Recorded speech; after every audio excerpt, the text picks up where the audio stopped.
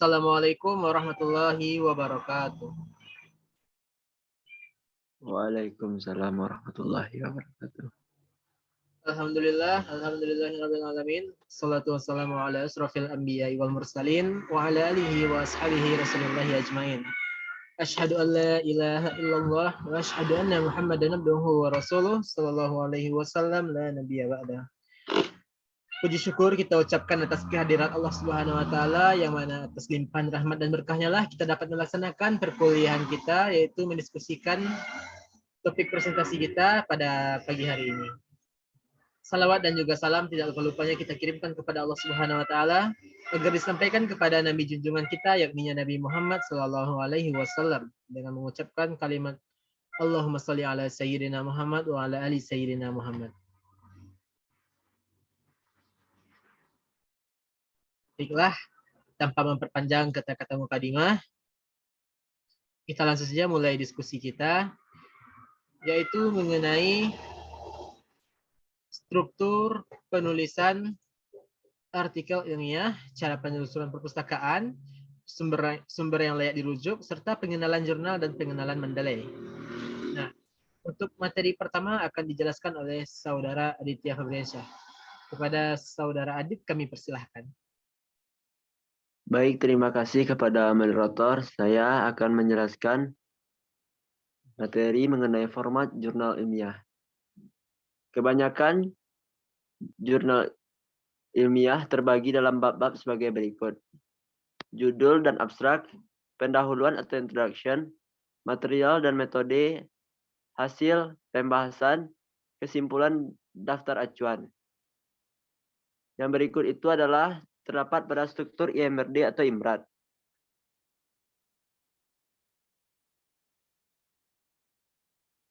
Selanjutnya moderator.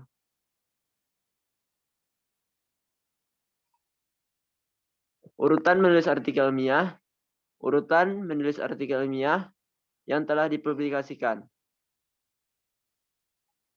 Yaitu judul dan abstrak, pendahuluan, material dan metode, hasil, pembahasan, kesimpulan, dan daftar acuan. Urutan menulis artikel ilmiah. Material dan metode, hasil, pembahasan, kesimpulan, pendahuluan, daftar acuan, judul, dan abstrak.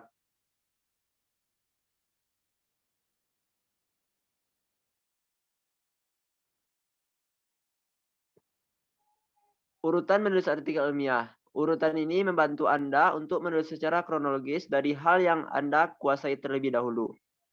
Material dan metode dapat dideskripsikan sebelum Anda menyampaikan hasil yang diperoleh.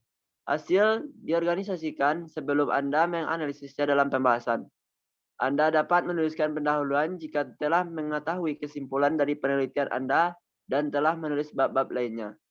Daftar acuan dapat diurutkan dan dilengkapi setelah pendahuluan selesai dituliskan.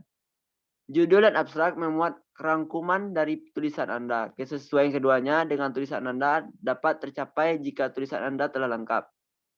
Baik, sekian penyampaian materi dari saya kembalikan kepada moderator. Baiklah, terima kasih kita ucapkan kepada Saudara Adit atas penjelasannya mengenai materi struktur penulisan artikel ilmiah. Nah, untuk materi berikutnya yaitu mengenai cara penelusuran perpustakaan dan sumber yang layak dirujuk akan dijelaskan oleh Saudara M. Irsyad Almi. Kepada Saudara Irsyad kami persilahkan. Baiklah, terima kasih saya ucapkan kepada moderator. Baiklah, saya akan menjelaskan tentang cara penelusuran perpustakaan. Yang pertama, penelusuran pustaka di perpustakaan ada beberapa cara. Yang pertama, penelusuran pustaka melalui sistem manual. Yang kedua, penelusuran berdasarkan katalog judul buku. Yang ketiga, penelusuran berdasarkan katalog subjek. Dan yang keempat, penelusuran berdasarkan katalog topik. Selanjutnya yaitu penelusuran pustaka melalui sistem komputer. Ada beberapa cara penelusuran pustaka melalui sistem komputer. Yang pertama, sistem online public access catalog. Sistem ini dilakukan dengan menggunakan komputer di mana semua literatur cetak yang ada di perpustakaan dan telah diinput datanya ke komputer dapat dilihat lokasi, jumlah, dan ketersediaannya dengan menggunakan sistem ini. Yang kedua, sistem kontrol sirkulasi bahan pustaka. Sistem penelusuran pustaka dengan sistem kontrol sirkulasi bahan pustaka dapat dilakukan dengan program Micro CDS atau ISIS versi 3.008 Unicode 1997. Selanjutnya yaitu penelusuran pustaka melalui internet. Yang pertama, penelusuran menggunakan search engine atau mesin pencari. Search engine adalah satu fasilitas yang dapat digunakan untuk menentukan lokasi dari suatu informasi di internet. Suatu database yang digunakan oleh sebuah search engine pada umumnya memperoleh masukan dari dua cara, yang melalui masukan dari pengguna internet yang mendaftarkan ke homepage mereka ke search engine tersebut agar dapat dicari dan ditemukan oleh pengguna internet lainnya. Yang kedua yaitu penelusuran melalui alamat website. Salah satu fasilitas yang disediakan oleh internet adalah mengunjungi atau menelusuri situs-situs yang telah disediakan oleh penyedia layanan internet dari seluruh dunia. Untuk dapat mengunjungi atau menelusuri situs-situs yang telah tersedia, maka kita harus menggunakan program browsing atau surfing. Selanjutnya yaitu tentang sumber rujukan. Pertama, definisi sumber rujukan. Menurut Kamus Besar Bahasa Indonesia, sumber rujukan atau referensi diartikan sebagai sumber acuan, rujukan, atau sumber petunjuk dalam suatu kegiatan menulis atau mempelajari sesuatu. Referensi dipakai sebagai sumber yang diacu untuk menambah wawasan dan sudut pandang seseorang.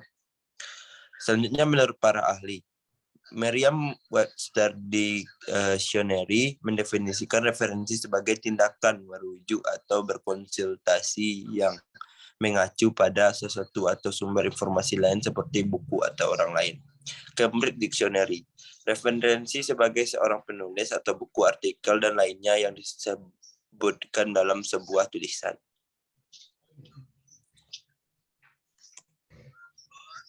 Selanjutnya, sumber rujukan atau referensi. Buku merupakan referensi paling umum yang dipakai dalam proses kepenulisan maupun pengajaran dalam institusi pendidikan. Umumnya buku telah melewati proses penyuntingan sebelum diterbitkan, sehingga konten dan isinya juga telah tervalidasi secara khusus. Selanjutnya, internet. Untuk sumber-sumber yang terdapat di internet, kita dapat menuliskan referensi secara lengkap sesuai nama penulis, judul artikel, dan lainnya, ditambah dengan waktu unduh atau akses. Selanjutnya, jurnal. Jurnal merupakan salah satu referensi dengan akurasi dan validasi yang tinggi. Jurnal pada umumnya diterbitkan dalam beberapa volume per periode tahunnya.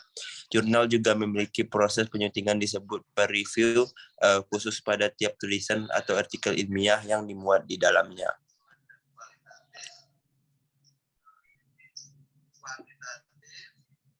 Baiklah, itulah penjelasan dari saya. Saya kembalikan ke moderator. Baiklah, terima kasih kita ucapkan kepada Saudara Emir Syalmi yang telah menjelaskan mengenai cara penelusuran kepustakaan dan sumber yang layak dirujuk. Untuk materi berikutnya yaitu mengenai materi pengenalan jurnal akan saya jelaskan sendiri. Yang pertama ialah definisi jurnal menurut para ahli. Menurut ahli yang pertama yaitu menurut Lassa pada tahun 1994 dalam halaman 16, jurnal adalah terbitan dalam bidang tertentu oleh instansi, badan organisasi profesi maupun lembaga keilmuan. Sedangkan menurut pendapat Marusik pada tahun 2009, jurnal ilmiah adalah suatu karya yang berisi tentang laporan hasil penelitian yang didukung dengan data yang kuat sebagai pembuktian bahwa hasil penelitian dapat dipertanggungjawabkan. Selanjutnya itu menurut Hakim pada tahun 2012, jurnal ilmiah adalah suatu publikasi yang diterbitkan secara berkala dan berisi karya tulis ilmiah secara nyata dan mengandung data dan informasi yang disusun sesuai dengan kaidah penulisan ilmiah. Lalu menurut ahli yang terakhir yaitu Broto Wijoyo pada tahun 1985, jurnal ilmiah adalah karangan mengenai ilmu pengetahuan yang menyajikan fakta-fakta dan dibuat dengan metodologi dan kaidah penulisan ilmiah yang telah ditetapkan. Lalu apa saja fungsi jurnal itu? Fungsi jurnal itu ialah yang pertama mempublikasikan hasil penelitian agar dapat dijadikan sebagai literatur untuk penelitian selanjutnya. Lalu sebagai sarana untuk saling berkomunikasi antara orang-orang yang berkecimpung di dunia akademik. Selanjutnya ialah di beberapa perguruan tinggi jurnal ilmiah merupakan salah satu persyaratan untuk wisuda. Dan jurnal juga berguna untuk mengangkat citra dari perguruan tinggi tersebut. Jurnal bisa menjadi sarana untuk melatih kemampuan menulis rekaman hasil penelitian dan memudahkan peneliti selanjutnya untuk mendapatkan data-data tertentu sehingga tidak perlu lagi membaca hasil penelitian yang masih dalam bentuk buku. Lalu jenis-jenis jurnal. Jenis-jenis jurnal yang pertama adalah jurnal cetak. Jurnal cetak pada dasarnya merupakan artikel ilmiah yang diterbitkan dalam bentuk buku atau media cetak lainnya. Lalu yang kedua, jurnal digital. Jurnal digital atau jurnal online adalah artikel ilmiah yang diterbitkan melalui internet sehingga dapat diakses siapapun yang terhubung dengan internet. Yang ketiga ialah jurnal lokal. Jurnal lokal adalah artikel ilmiah yang diterbitkan hanya di lingkup instansi saja. Jadi jurnal ini ditunjukkan untuk kalangan internal suatu instansi. Lalu jurnal nasional. Contoh jurnal ilmiah yang diterbitkan untuk lingkup negaranya sendiri. Dan juga ada jurnal internasional, yaitu jurnal yang diterbitkan dalam skala global dan biasanya menggunakan bahasa global, yaitu bahasa Inggris dalam pembuatannya. Setelah itu, jurnal penelitian, yaitu jurnal yang berisi tentang laporan penelitian yang telah dilakukan sebelumnya oleh para peneliti. Lalu kita masuk ke materi berikutnya, ialah materi pengenalan Mendeley. Apa itu Mendeley? Mendeley adalah sebuah perangkat lunak yang kelahirannya diilhami oleh sebuah upaya untuk mengintegrasikan citation dan reference manager ke dalam sebuah jejaring sosial. Dengan jejaring semacam ini, peneliti di berbagai belahan dunia dapat berkolaborasi dan melakukan sharing data penelitian. Lalu apa fungsi Mendeley? Mendeley dapat dimanfaatkan sebagai library atau pustaka. Lalu Mendeley juga mampu mengolah daftar pustaka secara berurutan. Mendeley dapat mengolah database berupa buku, jurnal, dan referensi lainnya. Lalu Mendeley juga dapat membuat catatan tambahan pada setiap dokumen referensi, serta dapat melakukan pencarian dengan memasukkan kata kunci yang diinginkan. Apa saja kelebihan Mendeley? Aplikasi Mendeley dapat digunakan secara gratis, dapat menuliskan kurikulum vitae pada menu careers. Pada aplikasi Mendeley juga tersedia fitur untuk pendanaan riset atau penelitian, sehingga kita memiliki kesempatan yang besar untuk mendapatkan dana penelitian. Lalu Mendeley juga memiliki fitur Mendeley Suggest, yaitu fitur yang memberikan notifikasi jika ada referensi yang relevan dengan referensi yang ada pada database kita. Pada Mendeley, fitur profil hampir sama seperti media sosial lainnya, dan karya ilmiah yang kita upload akan diurutkan secara otomatis oleh Mendeley. Aplikasi Mendeley terhubung secara online dengan website sehingga dapat diakses dimanapun dan kapanpun. Dan setiap file yang kita upload dapat terdeteksi secara lengkap oleh aplikasi Mendeley. Mungkin sekian materi yang dapat saya sampaikan. Berikut daftar pustaka yang telah kami lampirkan. Sekian materi dari kelompok 8, yaitu mengenai struktur penulisan artikel ilmiah, cara penelusuran kepustakaan dan sumber yang layak dirujuk, serta pengenalan jurnal dan pengenalan Mendeley. Jika ada kesalahan, kami mohon maaf. Wabillahi taufiq wal hidayah. Assalamualaikum warahmatullahi wabarakatuh. Waalaikumsalam warahmatullahi wabarakatuh.